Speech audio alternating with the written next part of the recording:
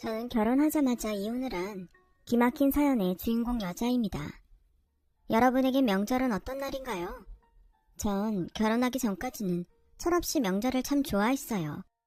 가족들과 오랜만에 만나 맛있는 것도 먹고 서로의 안부를 물으며 즐거웠던 기억밖에 없었거든요. 하지만 막상 결혼을 하니 명절은 그렇게 마냥 좋은 날은 아니라는 것을 깨닫게 됐는데, 저는 결혼하고 처음 맞이한 명절에 이혼을 결심한 며느리입니다. 단순히 명절이 힘들어서 그런 결정을 한 건 아니었는데요. 제가 왜 참지 못하고 이혼이라는 극단적인 선택을 하게 되었는지 그 일을 이야기해봅니다. 저는 태어나서 얼마 지나지 않아 부모님을 사고로 잃었어요. 저를 키워준 할아버지의 말에 의하면 두 분이 함께 꽤 큰 사업을 하고 계셨다는데, 그러다 좋지 못한 일에 휘말려 그걸 수습하는 과정에서 사고를 겪게 됐다고만 들은 게 제가 아는 전부였어요. 분명 당신에게 엄청나게 큰 사건이었을 텐데, 할아버지는 홀로 저를 도맡게 되셨음에도 불만은커녕 저를 사랑과 정성으로 키워주셨어요. 그리고 제가 힘들어할 것을 우려해 부모님 이야기는 웬만해서는 하지 않으셨죠. 지금 생각하면 정작 할아버지는 홀로 그 상처를 견디셔야 했던 것 같아 죄송한 마음이 들어요. 하지만 저는 할아버지 덕분에 구김살 하나 없이 나름 행복하게 성장할 수 있었고, 시골에서 과수원 농사를 짓던 할아버지는 연세가 들어도 저 하나는 잘 키우겠다는 마음으로 일을 손에서 놓으신 적이 없었죠. 그리고 행여 제가 부모가 없어서 남들에게 무시라도 당할까봐 할아버지는 언제나 이런 말씀을 저에게 하셨는데요. 미정아, 너는 너희 부모가 간절히 바래서 태어난 소중한 생명이야. 비록 지금은 할애비랑 둘이 살고 있지만 부모가 없는 것은 너의 잘못이 아니니까 절대로 기죽을 필요 없단다. 만약 누구든 그런 걸로 너한테 못되게 구는 사람이 있다면 절대 참지 말고 당당하게 싸워. 우리 소녀 뒤엔 언제나 이 든든한 할애비가 있으니까. 알겠지? 이렇게 똘망똘망하고 이쁜 걸 그것들은 뭐가 그렇게 급하다고 그러고 갔나 모르겠다. 미정아, 이리 와. 할애비가 꼭 안아줄게. 싫어. 똑각 안아서 숨 막히게 하려고. 살살 할게. 할애비가 미정이 네가 너무 예뻐서 그래. 할애비가 평생 사랑하고 지켜줄 거야. 나도 할아버지 사랑해. 나도 할아버지 평생 지켜줄 거야. 약속해. 저는 어릴 때 지키는 게 뭔지도 모르면서 할아버지에게 그런 약속을 했어요. 그러면 할아버지는 세상을 다 가진 것처럼 활짝 웃으셨는데, 그 얼굴을 보는 게 참 좋았어요. 하지만 청소년이 되고 사춘기가 되면서 아무리 할아버지의 사랑이 넘쳐도 부모님의 빈자리는 클 수밖에 없었죠. 제가 어긋나려고 하면 할아버지는 그럴 땐 절대로 오냐오냐 하지 않고 저를 따끔하게 혼을 내셨어요. 그래서 할아버지 손에 컸어도 어디 하나 빠지지 않게 컸던 저는 나름 서울에 있는 이름 있는 대학에 붙어 홀로 서기를 했고, 대학 다니는 동안 할아버지가 고생하며 번 돈으로 생활하는 것을 알았기에 일찌감치 공시 준비를 하며 저의 미래를 준비해 갔어요. 그렇게 저는 대학을 졸업했고 같은 해에 7급 공무원 시험을 무난히 패스하며 사회인으로서 첫 발을 내디뎠는데요. 그때 사람들이 그런 저와 할아버지를 얼마나 부러워했는지 몰라요. 그렇게 남들보다 조금 일찍 자리를 잡아갔던 저는 제 이상형인 아빠같이 든든한 남자를 소개받아 장장 6년이라는 긴 연애를 하게 되었죠. 저에겐 꿈이 하나 있었어요. 시집을 가면 시부모님을 저희 부모님처럼 모시고 살고 싶었는데, 아무래도 부모님 없이 살았던 저의 마음을 그렇게라도 채우고 싶었던 마음이 컸던 것 같아요.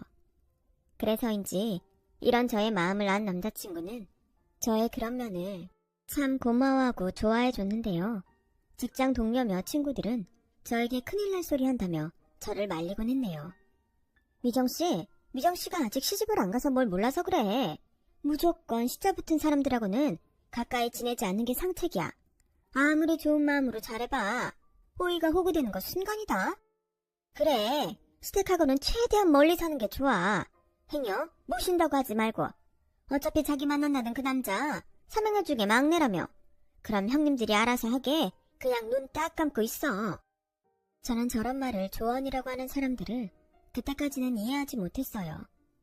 그리고 한편으로는 얼마나 시댁 식구들과 사이가 좋지 않으면 저런 말을 할까 싶은 생각도 들었는데 무슨 자신감인지 모르겠지만 저는 이상한 자신감이 있었어요. 어떤 시댁을 만나느냐도 물론 중요하겠지만 제가 좋은 마음으로 성심성의껏 하는데 우는 얼굴에 침 못 뱉는다고 제가 하기 나름이라고 생각했었죠. 그렇게 저는 6년 만난 남자와 드디어 결혼을 약속했어요.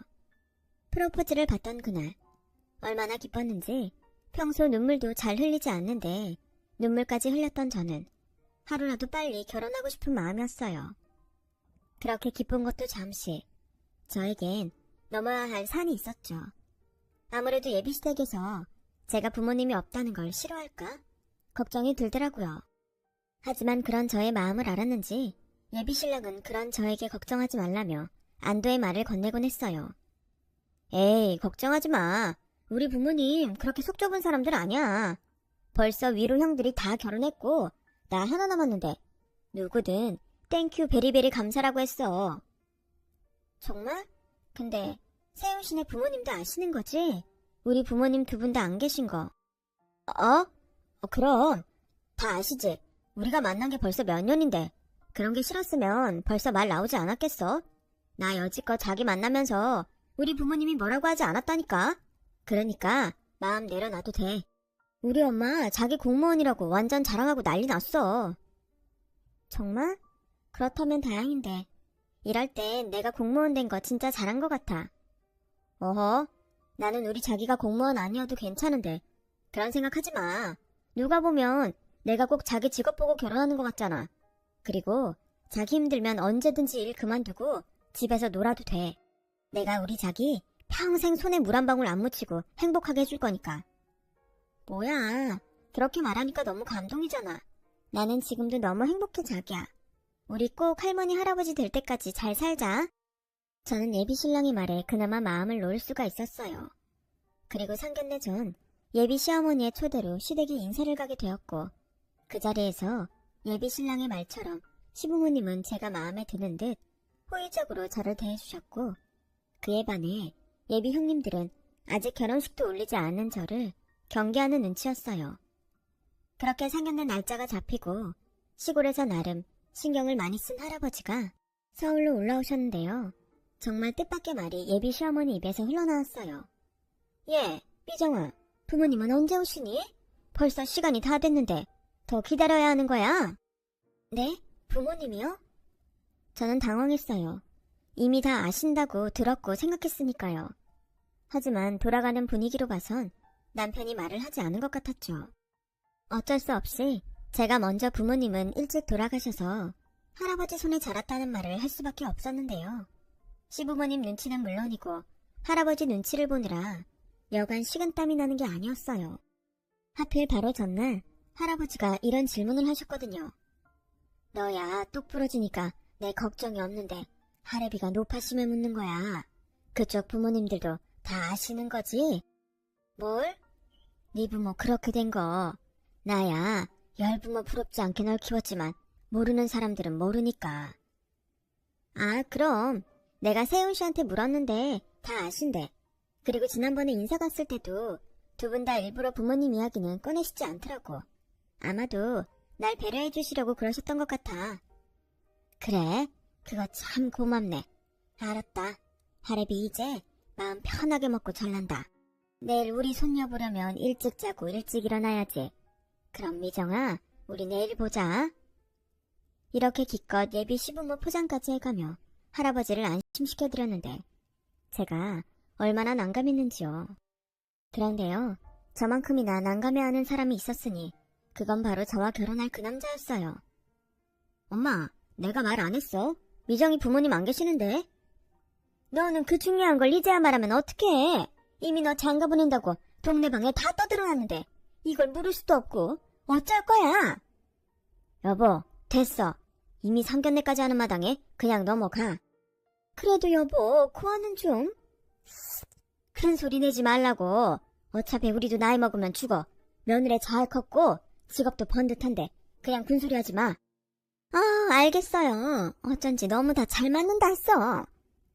어쩌면요, 저는 그때 눈치를 채고 자리를 박차고 나왔어야 했어요. 하지만 그놈의 사랑이 뭔지 아직 제 앞에 닥칠 미래를 알지 못한 저는 자기 부모님 뒤에서 저 보라고 두 손을 싹싹 빌며 미안해하는 예비 신랑을 보고 마음이 약해졌고, 이렇게 된 거 할아버지 손에 잘 컸다는 걸 시부모님에게 똑똑히 보여드리겠다는 이상한 승부욕에 결혼식을 그대로 진행하기로 했는데, 그래도 할아버지는 영 불안하셨는지 기차역에서 걱정하는 말씀을 하셨어요. 미정아, 너 괜찮은 거 맞아? 사돈들이 별말을 하지 않아서 결혼식 날짜는 잡았다만 아니다 싶으면 하지 말자. 아니야, 미리 확실하게 말씀을 드렸어야 했는데 순서가 잘못됐지 뭐. 할아버지, 미안해. 괜히 할아버지까지 불편하게 해서. 아니야, 나는 너만 괜찮으면 어디서든 다 괜찮아. 다만 할애비는 네가 걱정이다. 괜히 부모 없다고 착 잡히고 그럴까 싶어서. 에이, 할아버지도 내가 누구야? 할아버지 손녀인데 그걸 내가 참고 가만히 있을 것 같아? 할아버지가 그랬잖아. 절대 그런 걸로 기죽지 말라고. 할아버지가 나 잘 키워준 거 그만큼 꼭 잘 살 거야. 그러니까 아프지 말고 오래오래 사세요. 증손자 봐야지. 그래, 우리 예쁜 소녀가 낳은 증손자 하루라도 빨리 보고 싶다. 결혼식 하기 전에 박서방이랑 한번 날 잡아서 내려와. 내 씨암탉 잡아줄 테니까. 알겠어요, 할아버지. 기차 시간 다 됐다. 과수원 일 너무 무리하지 말고. 아셨죠? 뭐냐. 그날 할아버지의 배웅을 하고 돌아온 저는 한 박자 늦었지만 예비 신랑에게 서운한 마음이 들었고, 이제는 돌다리도 두드려보고 건너겠다는 심정으로 예비 신랑에게 전화를 걸었는데요. 자기야, 할아버님 배웅 잘했어? 나도 같이 갔어야 했는데 갑자기 회사에 일이 생겨서 미안해. 아니야, 그건 괜찮은데 아까 자기 부모님 앞에서 나 많이 당황했다. 부모님한테 말씀드렸다며. 그게 내가 자기 부모님 안 계시다는 말은 빼먹고 할아버님이 키웠다는 말만 했더라고. 난 진짜 내가 말한 줄 알았어. 미안해. 근데 생각해보니까 오히려 잘 된 것 같아. 그 일로 문제 삼을 일 없으니까. 우리 아버지는 큰 소리 나는 거 싫어하는 사람이고, 우리 엄마는 이미 나 장가 간다고 다 떠들어서 모르지도 못해. 그러니 오히려 잘 된 거야. 뭐라고? 자기 말이 좀 그렇다? 에이, 자기야, 우리 이런 걸로 싸우지 말자. 이거저거 다 따지면 우린 언제 결혼하냐? 어차피 결혼하면 자기랑 나 둘만 살 건데 그냥 좋게 좋게 넘어가 주라. 우리 결혼 준비 때문에 할 것도 많잖아. 응? 내가 다 잘못했어. 누가 막내 아니랄까봐 이럴 때 보면 예비 신랑은 참 넉살이 좋았어요. 그리고 저는 예비 신랑의 그런 점을 싫어하지 않았는데요. 매사 고지식한 저보다 융통성 있는 예비 신랑의 성격이 더 좋다고 생각했거든요. 그렇게 저는 결혼식을 무사히 올렸어요. 그리고 이제는 남편이 된 그 사람과 꿈같은 신혼생활을 기대하고 있었는데, 신혼여행을 다녀온 직후부터 저에겐 전혀 예상하지 못한 일들이 일어나기 시작했어요. 저를 경계하던 형님들의 텃세는 말할 것도 없고, 상견례 이후부터 조금씩 변하던 시어머니의 태도는 제가 완연한 식구가 된 뒤부터는 저를 언제 예뻐했냐는 듯 태도가 완전히 바뀌더니 듣도 보도 못한 예의범절 이야기를 늘어놓으며 말도 안 되는 억지를 쓰기 시작하셨어요. 예, 본래 며느리가 시집을 오면 한 달 동안은 시댁에서 그 집 가풍을 배우면서 시부모 모시는 법을 익히는 거다. 그러니 막내 너는 오늘부터 여기서 한 달 동안 내 밑에서 우리 집 일 배우거라. 아침 문안 인사 빼먹지 말고 내일 당장 아침상 차리는 것부터 시작해. 네? 한 달 동안요? 뭘 놀라고 그러니? 원래 가풍 있는 집안은 다 그렇게 하는 거다. 안 그러니 첫째야? 어머님 말씀이 다 맞죠. 동서, 나도 시집와서 동서랑 똑같이 했어. 둘째 동서도 똑같이 했고. 저는 첫째 형님의 말에 더는 아무 말을 할 수 없었어요. 솔직히 첫째 형님은 분가를 하지 않고 시부모님과 함께 살고 있었기 때문에 가풍 이런 걸 떠나서 그럴 수도 있겠다는 생각을 했지만 차마 그 말을 같이 시집온 사람으로서 입 밖으로 내뱉을 수는 없겠더라고요. 하지만 가장 큰 문제는 시댁에서 제가 다니는 구청까지 거리가 꽤 있다는 건데 아무리 생각해도 답이 나오지 않았죠. 그래서 최대한 예의를 지키며 시어머니와 합의점을 찾기 위해 사정도 해보고 설득도 해봤는데요. 어째 그러면 그럴수록 시어머니는 더욱 완강하게 고집을 피우시는 것 같았어요. 그러다 결국 남편에게 도움을 청한 저는 남편의 설득으로 한 달을 일주일로 줄일 수 있었고, 그 일주일 동안은 거의 잠도 제대로 자지 못하고 엉덩이도 바닥에 붙일 수 없을 정도로 최선을 다해 시어머님이 하라는 모든 집안일을 다 했어요. 이게 정말 배울 만한 가치가 있는 건지도 모를 그런 일들이었지만, 그때까지는 시댁 식구들과 잘 지내보겠다는 미련한 마음이 커서 군소리도 한번 하지 않았는데요. 그렇다고 제가 불만이 아주 없던 건 아니었어요. 제가 있어서 편하고 좋다며 대놓고 아무것도 하지 않는 큰형님이 문제였어요. 동서, 내가 아침에 우리 방 청소 부탁하지 않았나? 네? 제가 출근하느라 깜빡했어요. 근데 형님, 자꾸 저한테 형님 방을 치워달라고 하시는데 아무리 생각해도 그건 아닌 것 같아요. 여긴 형님이랑 아주버님이 쓰시는 개인적인 공간이잖아요. 제가 어머님 때문에 여기서 시댁 일하는 건 맞지만 적어도 형님이 하실 일은 형님이 하셨으면 좋겠어요. 형님은 저처럼 직장 다니시는 것도 아니잖아요. 뭐? 동서 지금 말 다 했어? 그러니까 동서는 지금 일도 안 하고 집에서 놀면서 내가 동서를 부려먹는다는 거야, 뭐야? 네, 잘 알고 계시네요. 야, 너 몇 살이야? 네가 공무원이면 다야? 고아 주제에 동서라고 상대 좀 해줬더니 위아래도 모르고 기어올라? 큰형님은 제 말에 한껏 목청을 높이셨어요. 그리고 그 소리에 방에서 일일 연속극을 보시던 시어머님이 놀라서 뛰어오셨는데요. 그 뒤 상황은 저를 더욱 억울하게 만들었어요. 얘, 뭐가 이렇게 시끄럽니? 첫째, 너 왜 그래? 어머니, 막내 동서가요. 저더러 놀면서 자기한테 일부러 일 시킨다고 저를 나쁜 사람으로 몰아요. 제가 정말 기가 막혀서 저 아무래도 막내 동서 눈치 보여 분가해야 할 것 같아요. 그러니 어머니, 저희 분가할 집 마련해 주세요.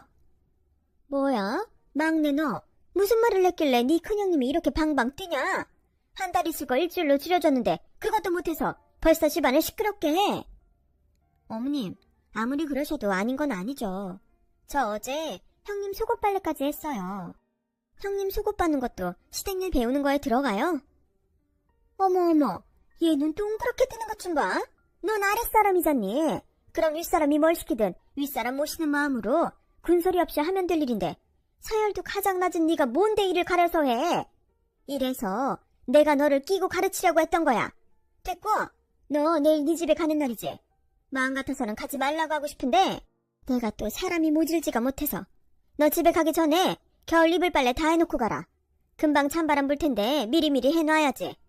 첫째, 너희 이불도 꺼내서 다 내놔. 그리고 마음 풀어라. 얘가 아직 뭘 몰라서 그런 거니까. 어머님이 더 따끔하게 혼을 내셔야죠. 저 여기 사는 것도 어머님 아들이 능력이 없어서 여기 있는 건데 몰라요. 큰애야, 그 얘기는 우리 이제 안 하기로 하지 않았니? 알았다. 내가 너한테 더 잘하마. 알겠어요. 어머님이 그렇게 말씀하시니까 제가 이번엔 참을게요. 동서, 다음부턴 조심해. 알겠어? 그리고 우리 이불은 발로 막 밟으면 안 된다. 최고급 솜이라 살살 손으로 조물조물 해야 해. 저는 어이가 없고 이 상황이 믿기지 않았어요. 그리고 어쩐지 시어머니가 첫째 형님 눈치를 보는 것 같은 기분이 들었는데 우선은 그것보다 그 많고 무거운 겨울 이불을 저 혼자 빨라는 것이 기가 막히고 코가 막혔네요. 그래서 결국 저는 꾀를 내어 이불들을 몽땅 빨래방에 가지고 갔고 10채나 되는 솜이불을 모두 대형 세탁기에 넣고 돌렸는데 최고급 큰형님의 이불이 제일 깨끗하게 빨렸어요. 그렇게 이불 빨래를 모두 마친 저는 시댁의 겨울 이불을 던지다시피 내려놓고 이제야 남편이 기다리는 신혼집으로 돌아가려 했는데요.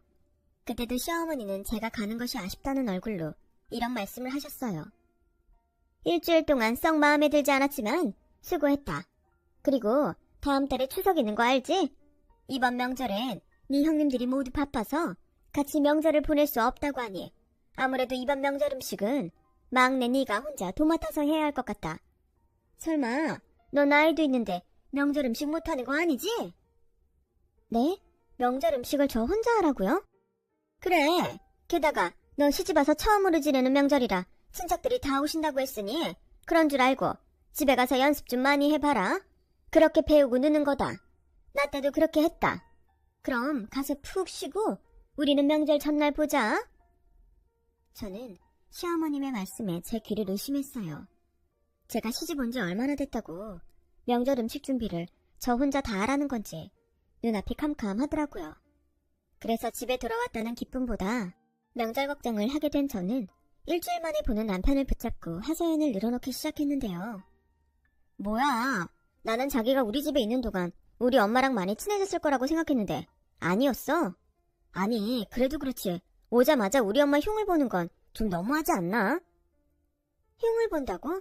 자기야, 난 내가 그동안 얼마나 힘들었는지 말하고 있는 거야. 일 배우라고 일주일 동안 집에도 못 가게 하시더니 정작 가르쳐 주시는 건 하나도 없고 빨래, 청소에 아침상 저녁상 차리라 하시는데 자긴 그게 합당한 일이라고 생각해? 자기가 힘들지 않았다고 말하는 게 아니잖아. 근데 자긴 며느리고 며느리가 시댁일하면서 합당한 걸 찾으면 우리나라 며느리들은 죄다 불만만 있게. 그냥 내 말은 좋은 마음으로 하면 서로가 좋다는 거지. 다른 사람은 몰라도 자기가 이런 말 할 줄은 정말 몰랐어. 이래서 가재는 개편이라고 하나 보지? 나는 정작 다음 달에도 혼자 명절 준비를 다 하게 생겼는데 자기는 그런 말이 나와? 나 시집 온 지 얼마나 됐니? 알았어. 서운했다면 내가 사과할게. 그리고 우리 형수를 원래 이 핑계 저 핑계 대고 명절에 집에 안 와. 엄마한테 용돈이나 선물 주고 내빼기 바쁘지. 그래서 명절 준비 매번 우리 엄마 혼자 했는데 자기가 있어서 우리 엄마가 좀 오바했나 보다. 근데 우리 집은 손님도 별로 안 오니까 그것도 걱정할 거 없어. 그냥 우리끼리 조용하게 보내는 게 대부분이야. 뭐? 나한테는 우리 결혼하고 첫 명절이라 손님들 많이 오실 거라고 하셨는데? 그래? 아휴, 우리 엄마 막내 며느리 자랑하려고 또 사람들 죄다 불렀나 보다. 내가 말했지. 우리 엄마 자기 엄청 좋아한다고. 이번엔 친척들 모아놓고 자기 자랑하려고 그러나 보네. 좌우지간 못 말려. 그리고 방금 든 생각인데 아무래도 우리 엄마가 자기 명절에 돌아가신 부모님 생각나서 외로울까봐 그런 것 같다. 저는 더는 남편과 아무 말도 하고 싶지 않았어요. 이래서 남편을 남의 편이라고 하는 건지 그저 그 순간은 남보다 더 못한 존재처럼 느껴지더라고요. 6년을 만나면서 이렇게 실망한 적이 없었는데 6개월도 안 돼서 저는 이 사람에게 정이 뚝뚝 떨어지고 있었어요. 그리고 생각했죠.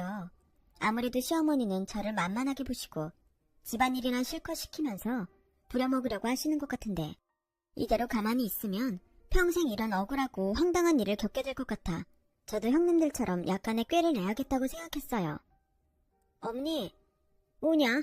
네가 웬일로 대낮부터 전화를 다 했냐? 그게요. 명절 준비로 어머님이랑 상의할 것이 좀 있어서요. 상의? 제가 정말 곰곰이 생각해봤는데요. 이번 명절이 제가 결혼하고 첫 명절인데 음식이 별로면 아무래도 오시는 친척분들에게 예의가 아닌 것 같아서요. 그렇다고 없던 음식 솜씨가 갑자기 생기진 않을 테니까 이번 명절 음식은 어머님이 저를 좀 도와주시면 안 될까요? 제가 옆에서 많이 배울게요. 뭐야? 나는 또 무슨 말을 하나 했더니? 얘, 내가 너더러 뭐 대단한 거 하라니? 어디 첫 명절부터 며느리가 시애미를 시켜 먹으라고 들어? 너는 네 집에서 그렇게 하라고 배웠냐? 어머님, 그게 아니고요. 저야말로 형님들도 다 안 계시는데 뭘 할 줄 알겠어요. 그래서 도움을 좀 받고 싶었던 건데. 어머, 얘 말대꾸하는 것 좀 봐. 이래서 부모 없는 것들은 가정교육이 형편없다는 거다. 아니, 시집 온 지 얼마나 됐다고 벌써부터 잔머리를 굴려? 왜? 나중에 명절도 하지 말자고 하겠다? 시어머니는 점점 흥분을 가라앉히지 못하고 목소리를 높이셨어요. 그리고는 입이 근질근질 하셨는지 이런 말까지 하셨는데요. 내가 부모 없는 너를 생각해서 이 말은 안 하려고 했는데 네 형님들은 명절이면 지들 친정에서 용돈도 두둑하게 받아서 나한테 주곤 했다. 근데 너는 돈도 잘 벌면서 지금까지 입 싹 닫고 있다가 뭐? 나더러 음식 만드는 걸 도우라고? 결국 그거였어요. 시어머니는 형님들처럼 제가 용돈을 두둑하게 줘야 한다고 생각하고 계셨는데 제가 영 감을 잡지 못하는 것 같아 답답하셨고 그런 저를 골탕 먹이고 싶으셨던 것 같았는데요. 하지만 저도 좋은 마음이 아니었기에 시어머님이 바라는 대로 하고 싶지 않았어요. 그래서 저는 남편에게 별 다른 이야기는 생략한 채 아무래도 혼자 음식을 다 하는 건 무리라고 눈치껏 도와달라고 말했는데 눈치 없는 이 인간은 이번에도 제 속을 뒤집는 말만 늘어놓았어요. 알겠어. 근데 나도 평생 해보지 않은 거라 도움이 될지 모르겠다. 그리고 솔직히 엄마 눈치도 좀 보여. 괜히 나 때문에 자기가 더 곤란할 수도 있고. 그래서 못 도와준다고? 최악의 상황이 그렇다는 거지. 그리고 나도 솔직히 자신 없어. 그냥 내가 엄마한테 얘기 잘해서 같이 좀 하시라고 하면 안 될까? 자기도 그게 더 낫잖아. 그게 될 것 같았으면 내가 자기한테 이런 부탁을 하겠니? 결국 남편은 제가 원하는 대답을 하지 않았고 명절은 다가오는데 뾰족한 수가 없어 답답하기만 했는데 그렇게 평생 오지 않았으면 좋겠는 명절 전날이 되었어요. 눈 뜨는 것부터 싫었던 명절 전날. 저는 시어머님이 사오라는 재료를 사서 시댁으로 향했고 남편이란 놈은 눈을 찡긋하며 자기가 다 말해놨으니 걱정하지 말라는 믿음도 가지 않는 말을 했는데 기대도 하지 않았지만 행여 제가 실망이라도 할까봐 시어머니는 별 잡스러운 심부름까지 시키며 저를 못 부려먹어 안달이었는데요. 그렇게 시어머님이 시킨 것들을 하느라 음식은 손도 대지 못하고 있는데 명절 전날부터 손님들이 마구잡이로 오시기 시작했어요. 당황한 저는 서툰 손으로 과일을 깎고 술상을 내갔고 시어머니와 남편은 오신 손님들과 수다를 떠느라 저를 거들떠보지도 않았는데 더 소름 끼쳤던 건 그렇게 저를 못 부려먹어 안달인 시어머니는 남들 볼 땐 저에게 한없이 좋은 시어머니처럼 연기를 하셨는데 저는 여우주연상 받은 배우인 줄 알았네요. 게다가 그때까지는 남편이 제 눈치가 보였는지 눈치껏 저를 도우려 했는데 뛰는 놈 위에 나는 놈이 있다고 시어머니는 그런 남편을 자기 옆에 꼭 붙들어 놓고 제 근처에는 가지도 못하게 하시더군요. 사람들이 그렇게 북적거리는 집에서 저는 외롭고 지치고 내가 왜 결혼을 해서 이 짓을 해야 하는지 모르겠다는 생각을 정말 수십 번 수백 번을 했던 것 같아요. 그리고 바로 그때였어요. 술이 좀 거나하게 취한 듯한 어르신이 주방으로 휘청이며 들어오셨고 처음엔 뭐가 필요하신가 싶어 다가갔는데 그 주정뱅이 같은 노인네가 하는 말에 저의 인내심은 바닥이 나고 말았네요. 어이, 자네가 이번에 이 집에 시집온 막내 며느린가? 그럼 나와서 제대로 인사를 해야지. 여기서 이러고 있으면 어떡해? 죄송해요. 제가 음식하느라 정신이 없어서요. 제가 이것만 하고 나가서 어르신들께 제대로 인사할게요. 이거 안 되겠구만. 내가 누군지 알고 나가서 기다리라고 해. 여기 안주인 뭐해? 당수거릇, 왜 그러세요? 우리 며느리가 무슨 잘못이라도 했어요? 며느리 교육을 어떻게 하는 거야? 시집을 왔으면 고분고분하게 말을 들어야지. 나와서 술도 좀 따르고 노래도 좀 하고. 자네는 그렇게 눈치가 없나? 죄송해요. 얘가 시집 온 지 얼마 안 돼서 눈치가 없어요. 얘, 너 가서 당수거른 옆에서 술 좀 따라드리고 장단도 좀 맞춰드려라. 네? 제가요? 그럼 여기 시집 온 며느리가 너 말고 또 있니? 어머님, 이건 아니죠. 제가 무슨 술집 여자예요? 그리고 당수거른 술을 드셨으면 곱게 드셔야지. 저더러 술 따르고 노래하라는 게 지금 제정신이세요? 그런 건 당수거른 며느리한테 시키세요. 아, 어머님이 하시면 되겠네요. 뭐야? 야, 너 말 다 했어? 네, 다 했어요. 그러니 저 그만 집에 갈게요. 명절은 식구들끼리 정답게 보내세요. 저는 그렇게 앞치마를 풀어서 집어 던지고 그 집구석을 나왔어요. 주방에서 내내 기름 냄새만 맡았는데 밖에 나오니 그렇게 공기가 좋을 수가 없더라고요. 그 뒤 집에 온 저의 핸드폰엔 남편과 시어머니에게 전화로 불이 났고 저는 자꾸만 울리는 벨소리가 시끄러워 핸드폰 전원을 꺼버렸는데요. 그렇게 2시간 정도 조용했을까요?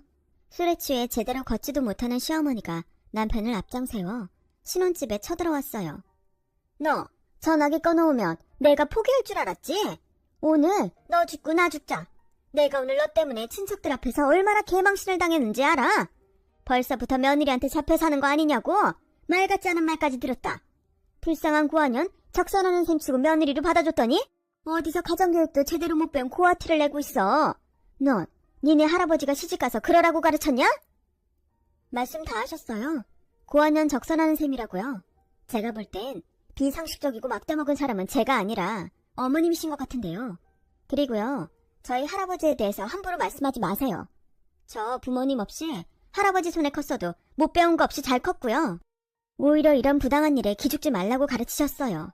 그러는 어머님은 이 사람한테 뭘 그렇게 잘 가르치셨나요? 감싸줄 부모 없으면 함부로 해도 된다고 가르치셨어요? 너? 그 입 안 닥쳐? 저게 뚫린 입이라고 함부로 짓거리네? 너 오늘 아주 잘 걸렸다. 여기서 너 죽고 나 죽자. 싫어요. 죽으려면 혼자 죽으세요. 저는 어머님 손에 죽을 이유 없네요. 뭐야 이 망할 것? 세훈이 너 들었지? 당장 이 고한현이랑 이혼해. 네가 뭐가 아쉬워서 이딴 년하고 살부비고 살아? 엄마, 진정해. 자기야, 자기도 좀 적당히 해라. 그냥 좋게 넘어가면 될 일을 뭐하러 크게 만드냐? 빨리 우리 엄마한테 잘못했다고 빌어. 이러다 정말 나랑 이혼할 거야? 이혼? 못할 것도 없지. 내가 뭘 잘못했는데 빌어. 자기야말로 생각이 제대로 바뀐 사람이 맞아? 아, 어머님이 말씀하시는 자식 교육이 이런 거였군요. 말도 안 되는 억제에도 잘못했다고 비는 거. 그런데요, 정말 이상하지 않아요? 왜 어머님은 저랑 같은 며느리인 형님들 앞에서는 찍소리도 못하세요? 듣자 하니 형님들은 뭐든 돈으로 때운다고 하던데 어머님 교육은 돈이면 나이랑 상관없이 굽시거리는 건가 보죠? 정말 본 적 없는 무식하고 상스러운 집안이네요. 저도 이런 집구석 트럭으로 갖다 줘도 싫어요. 네, 원하시는 대로 이혼하겠습니다. 애당초 이런 집구석인 줄 알았으면 결혼도 하지 않았을 거예요. 뭐? 집구석? 저거 말하는 싸가지 보게? 그러니 네가 고아티가 난다는 거야. 저런 걸 집안에 들였으니 오늘 같은 일이 생긴 거라고? 그래요? 그렇게 생각하시면 좀 나으세요? 네, 저 부모님 안 계세요. 그러는 어머님은 뭐 그렇게 대단하게 볼 거 있으세요?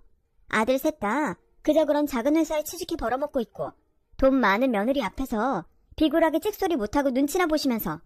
그런데요, 저는 부모님이 안 계신 것 빼고는 빠지는 거 없어요. 그때였어요. 제가 지지 않고 또박또박 따지니 자기 분을 참지 못한 시어머니 손이 제 얼굴로 날아왔고 저 역시 참지 않고 시어머니와 몸싸움까지 하게 되었어요. 이 정신 나간 남편이란 놈이 지 엄마를 말리지 않고 저를 말리더군요. 자기 엄마한테 왜 함부로 하냐면서요. 아직 혼인신고서에 잉크도 마르지 않았는데 저는 어떤 일이 벌어진다고 해도 이 인간이랑은 더는 살 수 없었고 결혼 전에는 제 손에 물 한 방울 묻히지 않고 제가 싫어하는 짓은 하지 않겠다고 하더니 결혼 후에는 정말 신기하게도 딱 제가 싫어하는 사람이 되어 있더군요. 그리고 그러던 중 누군가 쿵쿵쿵 노크하는 소리가 들렸어요. 순간 남편은 이웃에서 시끄럽다고 항의하러 온 것 같다고 잔뜩 움츠린 채 현관문을 열었어요. 남편 손에는 웬 서류 봉투가 들어있었는데요. 보낸 사람을 확인하니 저희 할아버지셨어요. 그리고 정말 기가 차게도 시어머니가 멋대로 그 서류 봉투를 가로채서는 자기 멋대로 풀어보는데 저는 시어머니의 그런 행동도 화가 나서 서류 봉투를 뺏으려 손을 내밀자 이 남편이라는 놈이 그냥 보기만 하는 거라며 저를 말렸어요. 아무래도 그 서류가 무슨 서류인지 두 모자가 똑같이 궁금했던 모양이었죠. 그때였어요. 서류 봉투에서 무언가 꺼내보던 시어머니의 손이 떨리더니 바닥에 쿵 하고 쓰러지셨고 그 자리엔 저희 부모님의 결혼사진이 떨어졌는데 시어머니는 무슨 귀신이라도 본 것처럼 사색이 되어 떨리는 목소리로 저에게 이렇게 물으셨어요. 저 사람들 네가 아는 사람이냐? 왜요? 그렇게 부모 없다고 저를 무시하더니 저희 부모님 사진은 덜컥 겁이 나시나 봐요. 뭐? 부모님? 아, 이를 어쩌지? 세훈아, 나 좀 일으켜다오. 그리고 나는 이만 갈란다. 엄마, 왜 그래? 미정이 부모님 아는 사람들이야? 알긴 누가 안다고 그래? 됐고, 뭘 꾸물거려? 나 좀 빨리 붙들라니까. 남편은 시어머니의 재촉에 시어머니를 부축해 현관 밖으로 나갔어요. 그리고 저는 직감적으로 시어머니가 무언가 숨기고 있다는 생각을 했는데 제가 쫓아나가자 시어머니는 그런 저를 못 나오게 현관문을 닫으셨어요. 그래서 저는 재빨리 복도에 있는 인터폰을 켰고 그때까지도 별다른 생각이 없던 저는 시어머니 입에서 나온 말들에 눈이 뒤집히고 말았네요. 세훈아, 큰일 났다. 엄마 왜 그러는데? 혹시 미정이 부모님이랑 아는 사이야? 설마 옛날에 개똥 가지고 틀 때 그 피해자는 아니지? 차라리 그런 거면 내가 이러지도 않지. 그게 사실은 너 어릴 때 엄마가 파출부 나간 적 있잖아. 왜 부잣집이라고 엄마가 그 집 다녀오면 케이크니 피자니 그런 거 들고 오고. 아, 기억나. 그 집 사모님이 우리 어리다고 엄청 챙겨주셨다며. 근데 왜? 설마 미정이 어머니가 그 사모님인 거야? 그래. 근데 아니 이걸 어떻게 말을 하지? 왜? 내가 그러니까 네 마누라 미정이 태어난 지 얼마 안 돼서 정말 돈이 필요했거든. 그래서 정말 잠깐 미정이를 데리고 나간 적이 있어. 돈 주면 돌려준다고. 뭐? 엄마! 조용히 해. 진짜 이상한 마음은 없었다니까. 그때 네 아빠가 보증을 잘못 써서 우리 5 식구 길바닥에 나앉게 생겨서 내가 정신이 횟가닥했었어. 근데 그 돈 가지고 오는 길에 그 사장 부부가 사고가 나는 바람에 내가 그때 사고 났다는 소식을 듣고 가슴이 얼마나 뛰었는지. 그 소식 듣고 얼른 미정이 쟤를 지 집에 데려다 놨다. 제발 그 사장 부부가 죽지만 말라고 그렇게 빌었는데. 엄마, 이제 어떡할 거야. 엄마 때문에 미정이 부모님이 돌아가신 건데 부모 없다고 그렇게 구박을 했으니. 아니다, 냉정하자. 세훈아, 너랑 나랑 입 다물면 아무도 몰라. 그리고 그 늙은이 죽으면 미정이 저거 앞으로 부모 재산이 다 갈 텐데 이럴 게 아니다. 엄마 제정신이야. 나는 지금 미정이랑 이혼하게 생겼는데 내가 그 집 딸인지 알았냐고. 빌자. 너랑 나랑 빌면 되지. 엄마가 손이 발이 되게 빌게. 네가 돈박석에 앉게 생겼는데 엄마가 뭘 못하겠냐. 들어가자. 저는 순간 제 입을 틀어막고 말았어요. 저희 부모님이 돌아가시게 했던 사고가 그렇게 난 거라고는 상상조차 할 수 없었으니까요. 그리고 저들이 현관문 비밀번호를 누르는 소리에 얼른 달려가 보조키를 걸었는데요. 당장이라도 저들에게 따져먹고 싶은 것이 많았지만 머릿속이 뒤죽박죽이 되어 정신을 차릴 수 없어 그냥 면상 보기 싫으니 가라고 소리만 질렀어요. 그리고 조금이라도 방심하면 끊어져 나갈 것 같은 이성의 줄을 꼭 붙들었는데 서류에 담긴 할아버지의 편지가 그제야 제 눈에 보였어요. 미정아, 네가 이 서류를 받았다면 아마도 할애비는 요양병원에 있을 게다. 진작부터 그러고 싶었는데 우리 소녀 앞에서는 할애비는 항상 씩씩하고 건강했어야 했으니까. 그게 솔직히 좀 힘들었다. 그래서 지금은 모든 걸 내려놓고 할애비도 좀 편하게 있고 싶어서 이곳으로 왔어. 이제 너도 평생 의지할 반려자를 만났으니 할애비 걱정은 접어두고 잘 살기 바란다. 할애비 있는 병원은 공기도 좋고 사람들도 좋아. 그러니 할애비 찾지 말고 너나 행복하게 살아. 할애비는 우리 손녀한테 좋은 모습만 보여주고 떠나고 싶다. 그게 할애비 소원이야. 그리고 네가 그렇게 갖고 싶어하던 네 부모 사진을 함께 보낸다. 이젠 네가 소중하게 잘 간직하렴. 우리 손녀 미정아, 할애비는 우리 손녀 덕에 평생 행복했다. 고맙다. 저는 할아버지 편지에 엄마 잃은 아이처럼 엉엉 울었어요. 왜 하필 이 순간에 할아버지가 이런 서류를 보냈을까? 모든 것이 힘들기만 하더라고요. 그리고 그때 서류 안에 두둑한 문서들이 있었는데 그걸 꺼내보니 조금 전 인터폰으로 들었던 시어머니의 말처럼 부모님이 운영하던 회사 지분이 제 이름으로 되어 있었고 할아버지는 필요할 때 찾아가라며 어떤 로펌 변호사 명함을 테이프로 붙여놓으셨는데요. 순간 이것을 시어머니나 남편에겐 절대 보여줘서는 안 된다는 생각이 들어 얼른 서류들을 제 서류 가방에 숨겼는데 그때까지도 현관문 밖에서 문을 열어달라고 애원하던 그들은 창피한 것도 잊었는지 아파트 복도에서 자기들이 술 기운에 잘못을 했다고 손이 발이 되도록 빌기 시작했어요. 예, 막내야, 내가 잘못했다. 술이 원수지. 내가 네 부모님 사진을 보고 정신이 번쩍 들었어. 아유, 어린 딸을 두고 그렇게 떠났으니 그 마음이 오죽하겠냐? 아가, 내가 미안하다. 내가 다 잘못했어. 이제부턴 내가 정말 친엄마처럼 널 딸처럼 아끼고 사랑하마. 그러니까 한 번만 넘어가주면 안 되겠니? 자기야, 내가 잘못했어. 내가 자기 얼마나 사랑하는지 자기가 더 잘 알잖아. 우리 엄마도 이렇게 반성하고 있으니까 우리 이번에 묻고 더 잘 지내자. 원래 비온 뒤 땅이 굳는 거라고 하잖아. 어쩌면 사람들이 단 몇 분 만에 저렇게 바뀔 수 있을까요? 하지만 제가 그 속을 모르는 것도 아니고 저는 다 필요 없으니 꺼지라고 말하고 현관문을 3개 닫아버렸어요. 그리고 명절 연휴가 끝나기가 무섭게 할아버지가 남겨준 명함의 로펌으로 찾아갔고 부모님이 저에게 남겨주신 유산에 대해 들을 수 있었는데 그 액수를 듣고도 감이 잘 오지 않을 정도로 크더라고요. 누군가는 로또 맞은 거 아니냐고 할 수 있겠지만 그 순간은 정말 얼떨떨했어요. 그리고 할아버지는 왜 이걸 지금까지 숨기고 계셨을까? 궁금하기만 했는데 변호사님이 그러시더군요. 할아버님은 이 돈은 나중에 김미정 씨가 필요할 때 쓰게 하고 싶다고 하셨어요. 그때까지는 당신도 당신 힘으로, 김미정 씨도 김미정 씨 힘으로 살 수 있어야 한다고 하셨는데 정말 심지가 고드신 분이라고 생각했네요. 저는 변호사님 말에 할아버지가 너무 보고 싶었어요. 당신 혼자 얼마나 힘들게 저를 키웠는지 아는데 이런 돈이 있다는 걸 아셨으면서 손 하나 대지 않았다니 저 역시도 존경스럽다는 생각밖에는 들지 않았죠. 그리고 저는 그 변호사님과 본격적으로 그들이 저지은 범죄와 이혼에 대한 상담을 했어요. 결혼한 지 얼마 되진 않았지만 정식으로 혼인신고한 부부였으니 가릴 건 제대로 가리고 제대로 잘 헤어지고 싶었거든요. 그런데요, 애석하게도 30년도 넘은 사건이라 더 확실한 증거가 나오지 않는 한 수사는 이루어지지 않을 거라는 답을 들었는데 그래도 저는 뭐라도 해보고 싶다고 했어요. 시어머니랑 남편에게 제대로 겁이라도 주고 싶었거든요. 그리고 저의 뜻대로 얼마 뒤 시댁엔 시어머니 앞으로 고소장이 날아갔고 시어머니는 그 고소장을 받았는지 벌벌 떨면서 제가 근무하는 구청으로 오셨는데요.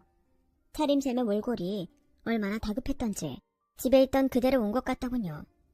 예, 막내야, 이게 뭐냐? 네가 날 왜 고소해? 몰라 물어요? 우리 부모님 그렇게 만든 사람이 당신인데 내가 가만히 넘어갈 거라고 생각했나요? 뭐? 네가 그걸 어떻게 알았니? 이미 아파트 복도 CCTV도 있고 증거 다 있어요. 그동안 그렇게 큰 죄를 지고 어떻게 아무렇지 않게 살았죠? 가풍? 지나가는 개가 웃겠어요. 그것도 모자라서 우리 부모님이 남겨준 유산까지 탐을래? 당신이 그러고도 인간이야? 미안하다. 잘못했다. 그때는 내가 하도 없이 살아서 새끼들이랑 당장 죽을 것 같아서 그랬다. 미정아, 한 번만 봐줘. 내가 평생 네 앞에서 죄인처럼 살게. 그래도 우리가 한 가족인데 고소는 너무하잖아. 어찌 보면 하늘에 계신 니네 부모님이 나더러 너한테 평생 죄값 치르고 살라고 너희 둘을 맺어준 거일 수도 있는데 나한테 기회를 한 번만 주렴. 내가 이렇게 무릎 꿇고 빌게. 응? 뭐라고요? 우리 부모님이 당신 죄값 치르라고 일부러 맺어준 거라고요? 이게 지금 말이 된다고 생각하세요? 저는요, 저한테 제대로 복수하라고 일부러 당신들 만나게 해주신 것 같네요. 저더러 부모 없이 살아서 배운 게 없다고요? 누구 때문에 제가 부모를 잃었는데요? 내가 당신 절대 가만두지 않을 거야. 당신 아들하고도 깨끗이 정리할 거니까 그것도 기대해요. 당신이 여태 나한테 함부로 한 것까지 몽땅 당신 아들이 갚도록 할 거니까. 저는 아마도 그때 이성을 잃은 것이 맞았던 것 같아요. 아는 사람도 많은 구청이라는 것도 까맣게 잊고 있었으니까요. 하지만 다시 시간을 되돌린다고 해도 저는 그 여자에게 똑같이 했을 거라 후회는 없어요. 그 뒤 저는 집으로 돌아와 남편의 물건을 모두 빼고 비밀번호를 바꿔버렸어요. 이제 본격적으로 법으로 그들과 싸워야 했기에 더는 불필요하게 엮이고 싶지 않았었죠. 게다가 할아버지에게도 알리고 싶지 않았어요. 제가 홀로 이런 힘든 싸움을 한다는 것을 모르게 하고 싶었거든요. 그 후 저는 홀로 외로운 싸움을 벌이며 그들이 최대한 죗값을 치르게 하려 부단히도 노력했어요. 이미 30년이 지난 사건이라 공소시효가 적용되는 점이 있어 제대로 싸울 수 없다는 안타까운 점도 있었는데 이혼 소송에서는 모든 것이 저의 정신적인 피해로 인정되어 결혼 유지 기간에 비해 최대한의 위자료를 남편에게 받을 수 있게 되었고 남편은 억울하다고 했지만 자기 부모가 지은 죄 아들이 대신 갚는 거니 그제야 저도 답답했던 속이 풀리는 것 같았네요. 돈이 중요했던 건 아니었어요. 이미 부모님이 남겨준 유산으로 저는 차고 넘치게 돈이 생겼으니까요.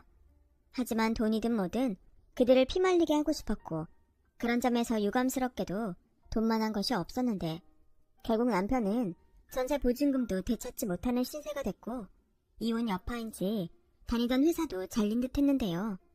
사람의 인생이 무너지는 건 한순간이었어요. 좀 더 인생을 제대로 살았다면 결코 일어나지 않았을 일인데 역시 세상은 뿌린 대로 걷는 것이 맞나 봅니다. 그 후 저는 부모님이 남겨주신 지분을 현금화하며 정리했어요. 그리고 절대 찾지 말라고 했지만 전국을 백방으로 뛰어 할아버지가 계시는 요양병원을 찾았고 그간의 사정을 모두 들은 할아버지는 제가 못 보는 사이 마음이 많이 약해지셨는지 처음으로 제 앞에서 눈물을 보이셨는데요. 할아버지, 우리 같이 살자. 이제 더 이상 내 앞에서 씩씩한 척 강한 척 안 해도 돼. 내가 약속했잖아. 할아버지 평생 내가 지킨다고. 나 할아버지랑 같이 살고 싶어요. 미정아, 나 정근 신청했어. 우리 조용한 데서 할아버지 요양도 하고 놀고 먹자. 할아버지 평생 일만 했잖아. 뭐야, 사람이 사지육신 말짱한데 왜 놀고 먹어? 그럴 수도 있지. 대신 내가 할아버지 몫까지 열심히 일할게. 할아버지가 지금까지 잘 키워줬으니까 이제는 내 차례야. 그렇게 저와 할아버지는 참 오랜만에 다시 함께하게 됐어요. 그 덕인지 할아버지는 예전의 모습으로 금방 돌아왔는데 일꾼은 평생 일꾼인지 놀고 먹는 것을 일주일을 채우지 못하시더라고요. 결국 소일거리를 찾아다니시면서 나름 자신에 맞는 요양을 하고 계십니다.